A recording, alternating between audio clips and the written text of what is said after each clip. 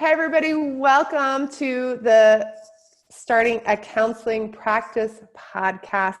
Today we're here in April of 2020 with another inspiring story of someone who is building and doing their practice in the midst of a pandemic, in the midst of coronavirus.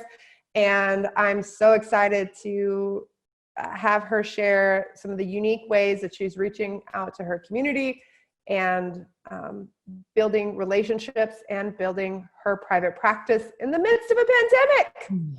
So will you introduce yourself, your name, and where you're located to start?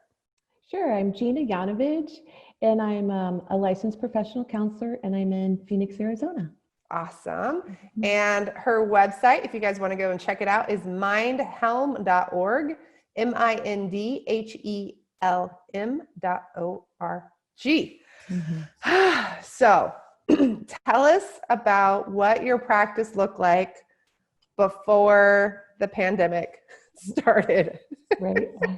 And I am kind of early. I just opened my own practice. I've been in community mental health, so I opened my own practice in May.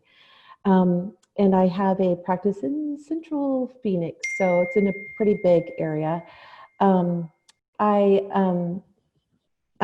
Before I've seen everybody, I work in a co-working space. So it's a big, large area, probably 10,000 square feet, right? And so they have a greeter that comes in, it greets them, they sit in this beautiful big lobby, and then I have a little suite.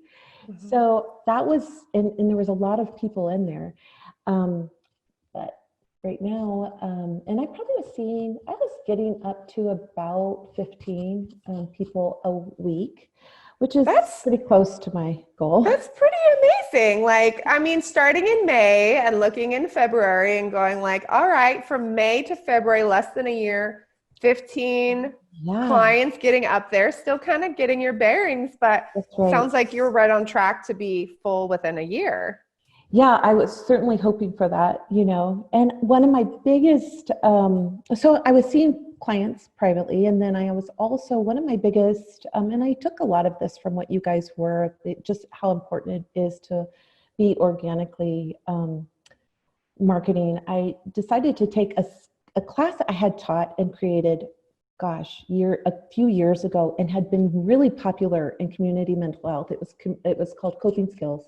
I go through skills like, active listening and radical acceptance and apologies and what's underneath your anger, all of that kind of stuff. It's 2-hour classes. I put in TED Talks and everything else and put it all together. And I ended up, because I was like, okay, I get it. Coping Skills works in community mental health. Would it work in Scottsdale with pretty functional people? And so I went to their Bible study and I said, would you guys be interested in carrying this as a Bible study? And they said, absolutely. The church is really trying to embrace mental health more. And so they said, absolutely. I put some scriptures with each of the coping skills, but I didn't just sit on the spirituality. I brought in everyone, people who were like the best in each field.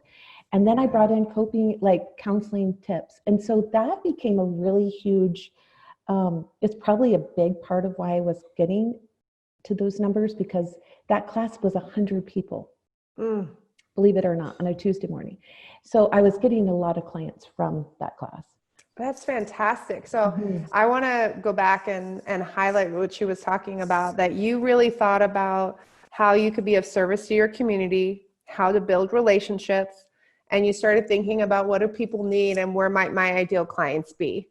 And you went out and you built some relationships, or maybe even connected in with relationships that you already had within your community. And you said, hey, what are you needing? Is this something, the church is trying to embrace mental health. Is this something that I could provide? And they said, yes. And then here you are now with this audience already developed for you. So you didn't have to go out and try to market this workshop and try to find all these people to get, it was like people went, yeah. And the church marketed it for you. Yep. And you just showed up and you offered your expertise and you stood in your clinical center in terms of, yes, let's make this spiritually oriented for the audience. This is really important and powerful, but I'm not going to let it miss this other spot this other bit of information that I know really works with people. I want to pair these two things together, the psychoeducation and the spirituality. Like, let's look at the whole being.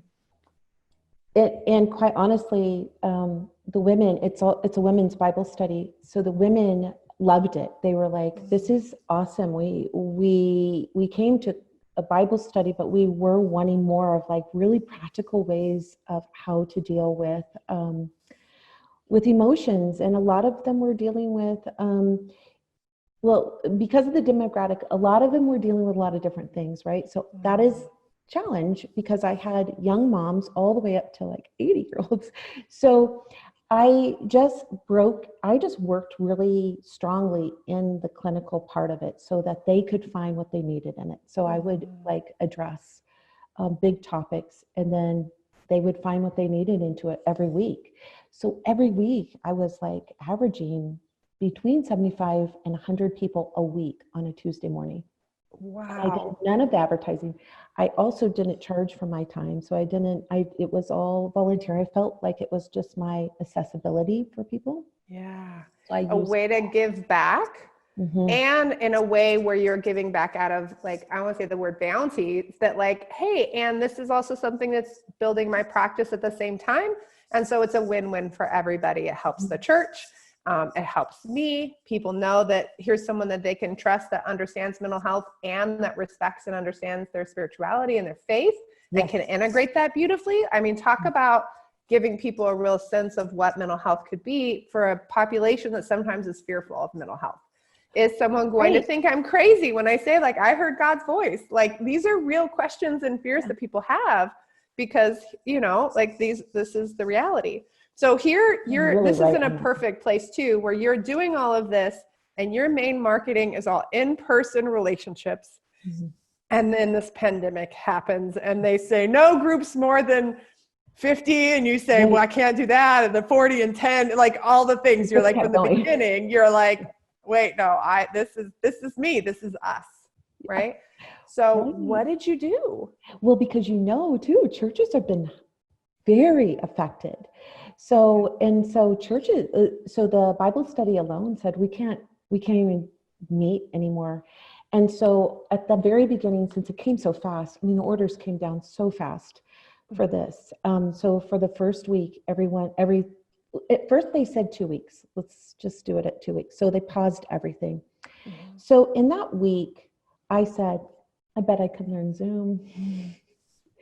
And so I have the roster with all their emails. And so I just like went through every tutorial I could all weekend.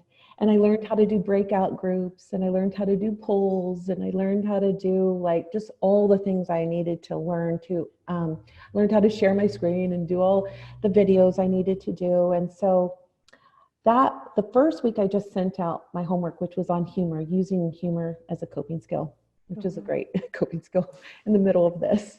Yes. So my second coping skill, my first one coming back, was gratitude, using gratitude as a way to deal with your stress, and putting through the lens of gratitude. So I came back with that one, and right away, every woman, and I was just saying this, the generation is huge, who comes to this church and who comes to these coping skills classes. So I had like 90-year-old women as well as like late 20s. That's how big the generational gap was. And it was so sweet. People were coming on and like struggling, with their mute button, pushing the microphone, thinking they could hear me better if they pushed the microphone, unmuting themselves. But it was great. And I was able to utilize a lot of the stuff, breaking them up into small groups, asking them very specific questions, keeping the time moving. I noticed worked the best with them, instead of me just talking the whole time. My class is more like a college class. It is almost like a 2-hour lecture.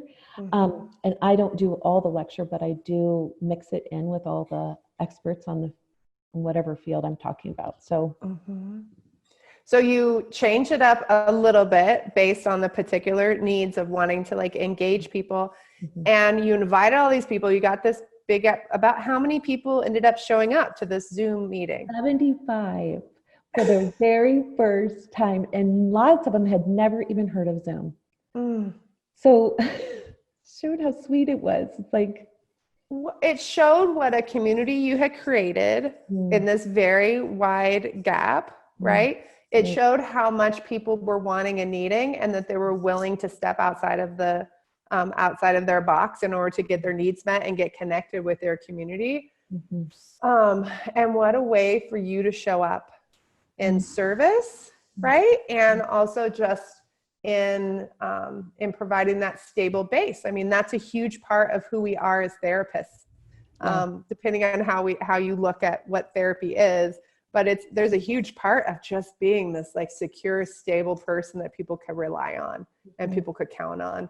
And here's a way that you stepped up, even in the midst of experiencing, I'm sure like we're all experiencing our own trauma around this pandemic and the quarantine. Right. It's a very trying time. And for you to go, okay, I can do this, and I'm going to push myself out of my comfort zone and dig into Zoom and all of that. I love it. Yeah, I mean, I had never used Zoom myself, and so to see if it could translate. I mean, I got so much out of being with them and having their energy. So I did struggle with that. It is different, feels different. I think of you guys, how you do these classes, and everyone, it just is different than sitting in a live audience. And so I had to adjust to that too. Like I don't hear their feedback when they're all muted, right? So I feel almost like I do it from my office. I air it straight from my office so that they feel like I keep it very professional. And so I make sure that it is, so they feel that, but I have to say it's not easy, and it was an adjustment for me for sure. Yeah.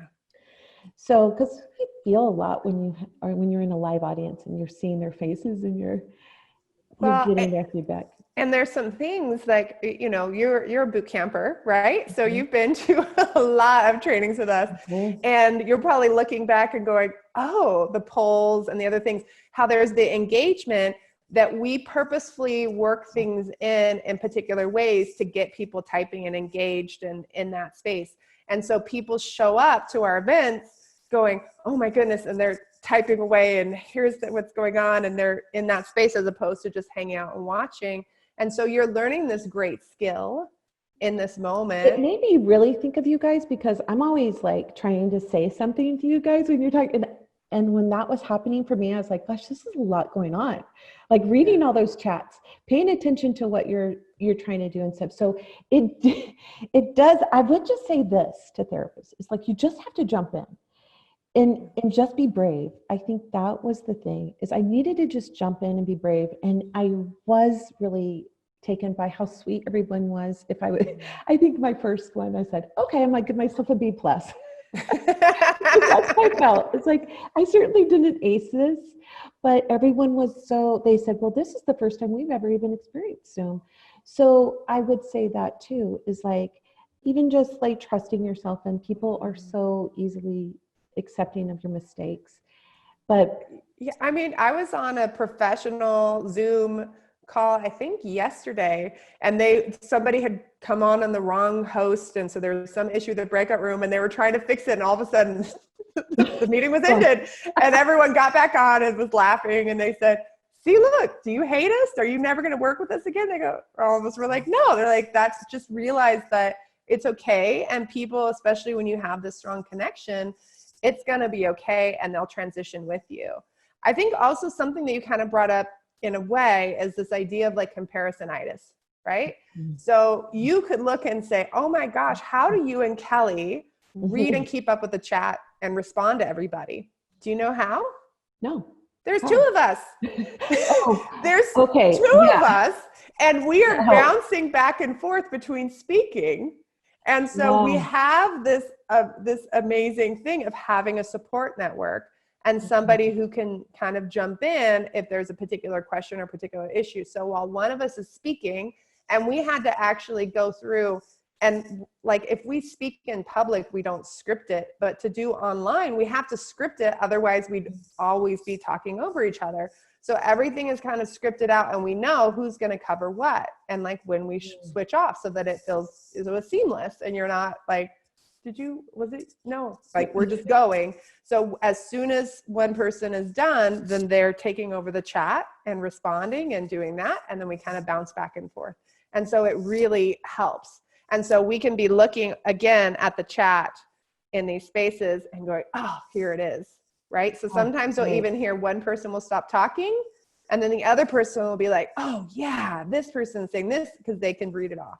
And we know when we're supposed to look. So there's pieces that we can build in. And also for you, you might, and for anyone listening, you might have a helper to do these Zoom calls. Somebody who can be reading the chat and who can unmute, who knows how to use Zoom and could say, hey, we had a question, Gina. You know, here's what this is. So-and-so was saying this. Someone who could also even help you in terms of like, oh, let's unmute. Like, that's a great question, Susan. Would you like to be unmuted? And like, they could be handling that in the chat for you. So that may be a suggestion if you want to kind of integrate that in a little bit more. I definitely say like, let's get you an assistant for that process. Yeah. Well, I think that's perfect, because I think that is what I need as I move forward, because it is a lot of people to manage.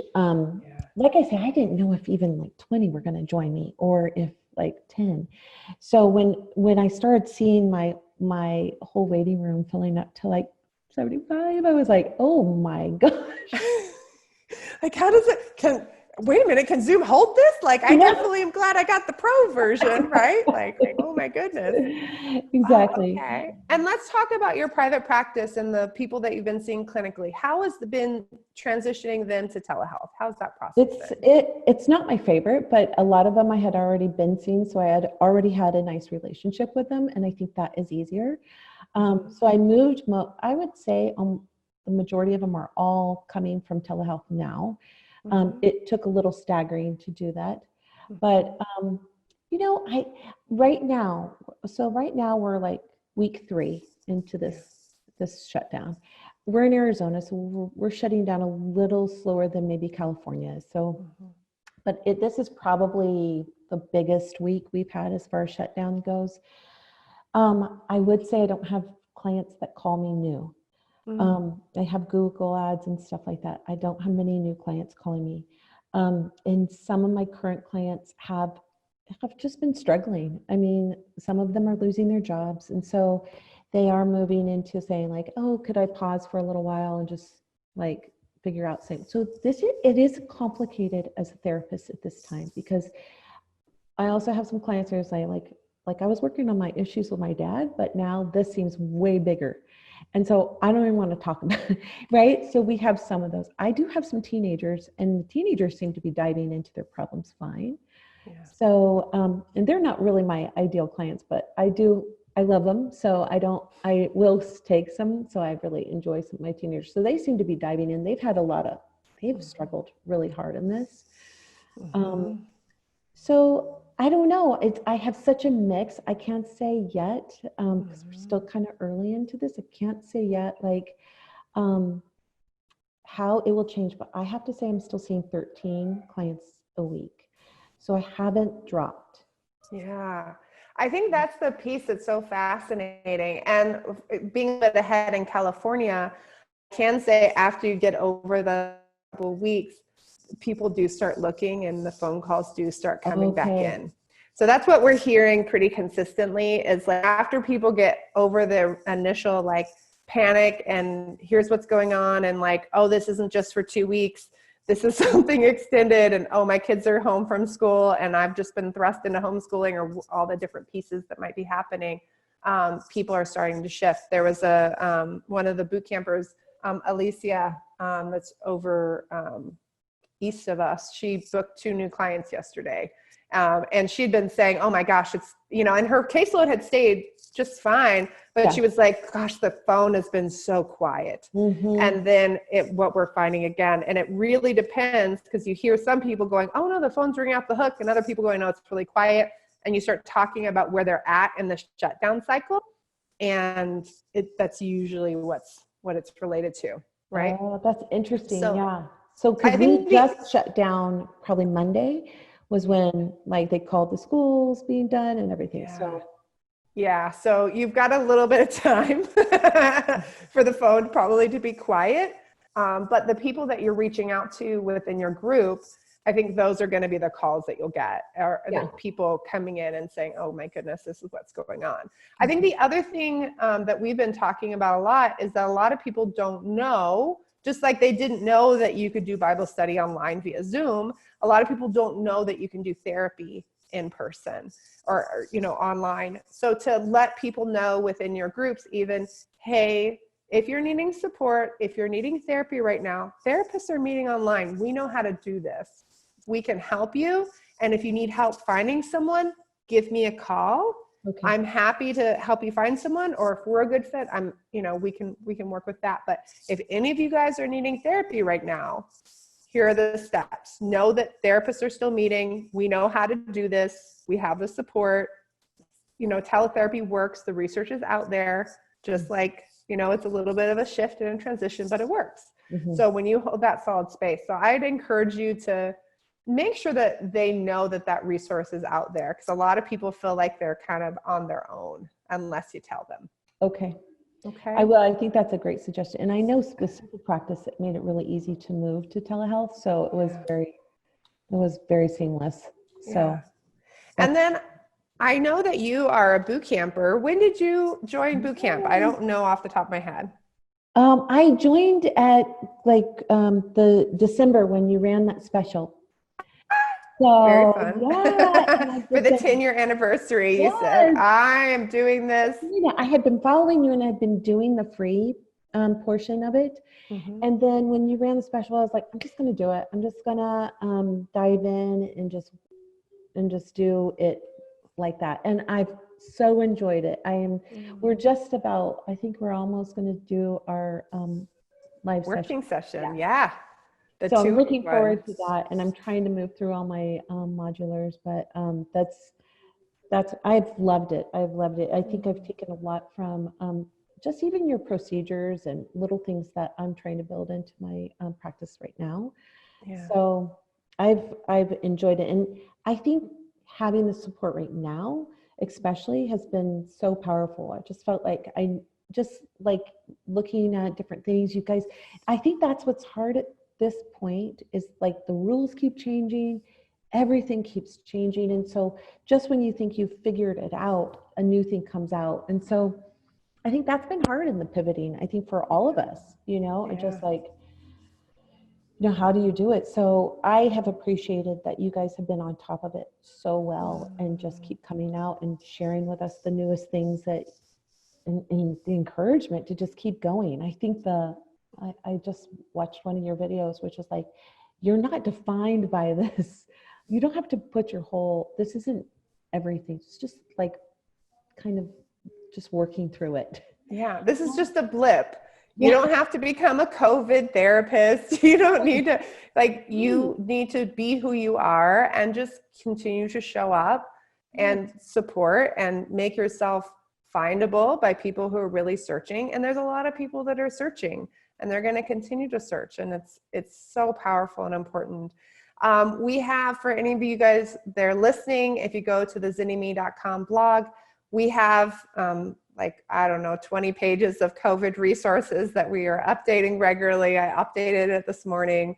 There are some really timely pieces in terms of if you do need some financial assistance or you're not sure if you will, there are some specific steps you can be taking right now. And we're also going to be doing, this might not happen in time. I'm not sure if this will get out on the podcast, but we're doing a Facebook Live tomorrow on the CARES Act for small business owners.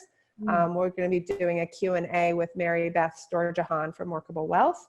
And she's going to be asking questions about all these things about business loans and grants and forgiveness and paycheck protection, all these other pieces, that all passed this week. And so we want to get the information out to people as quickly as possible. So all that to say, for those of you who are listening, who are feeling overwhelmed by all the changes and developments, look around. We're doing it. There's other people doing it too. There's information and there's support to guide you through these changes. We are going to get through this. I have done private practice through recessions. You have lived through recessions. It seems like it's the end of the world and it's all doom and gloom. And then at a certain point, things start to shift and recover. we are a resilient group of humans. We are resilient. So to know that we can adjust and we can change, and there might be things that are different long term, but we will come up with something that really works and that is lovely. So anything else, any advice you want to give to people like you that are new in private practice? I think the best advice I can give is just being courageous during this time. I just like trying things that are a little out of your comfort zone. I think that's been the biggest thing for me. It's just like, how do you adapt to something new? I mean, I think that we can adapt a little easier to telehealth, but even just adapting to running groups or just even something like Zoom or all those kind of things, it's just like being creative and thinking out of the box a bit. So I mean, if I could say anything that is coming from this, is it does push us to be more creative, and it does push us to like, how could people use us in a different way? So, yeah, I think, and I know I've said this on previous podcasts and lives and such, but the fact that politicians are standing up and saying, "Stay home and go get therapy." If there is not like a better time to stand up and say, we as therapists are really important and like really valued, like this is the time. So if you are over in the Scottsdale area, or you have a family member that's over in the Scottsdale area, check out Gina at mindhelm.org. And check out zenime.com/podcast for all the show notes and all the fun details, and hope to see you in the future. Thank you all.